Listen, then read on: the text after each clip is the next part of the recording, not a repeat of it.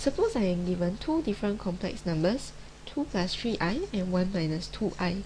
And what I want to do is to mark on the same Argand diagram the equivalent of iz and negative iz. Then I know the key concept here is that it's going to be a rotation by 90 degrees and it's going to be about the origin. But depending on whether I'm looking at iz or negative iz, the direction of the rotation is going to be different.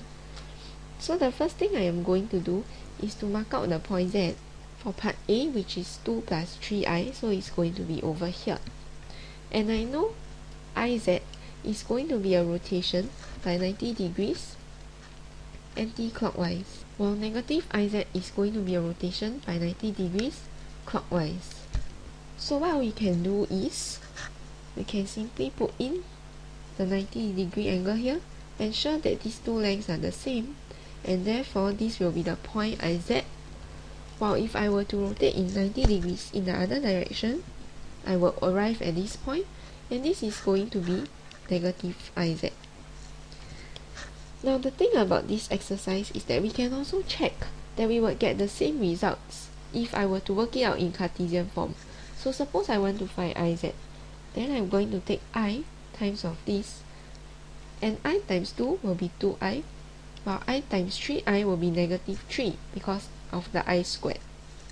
And if I were to mark out this point, interestingly, I would obtain exactly this point over here, which is exactly the 90 degree rotation. And if I were to calculate the modulus of this and compare it with the modulus of this, I would find that I get the same value. And I can do the same thing for the case of negative iz. Now for part B, please pause the video and try it out, and continue watching when you are done just to check your answer. We will now check our answer to part B. Firstly, I'm going to compute iz and negative iz. Now because you have studied the properties, we can actually draw out the new Argand diagram with the new points quite easily, but I will not be able to label the coordinates accurately. So to be able to label the coordinates, I am first going to calculate the complex numbers iz and negative iz in Cartesian form. For iz, I will have I times of 1 minus 2i, which will give me I minus 2i squared, but I squared is negative 1, and therefore this gives me 2 plus I. Similarly, for negative iz, I will have a negative outside, so this would give me negative I plus 2i squared, and once again this is negative 1, so therefore the complex number negative iz would be this.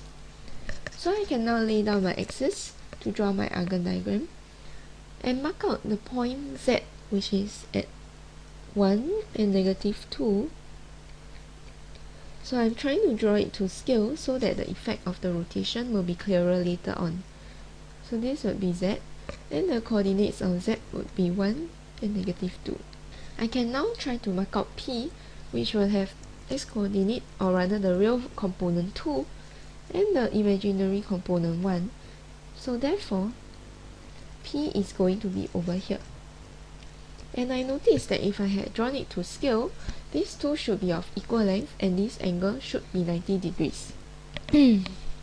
So now I'm going to mark out the point q, which is given by this complex number.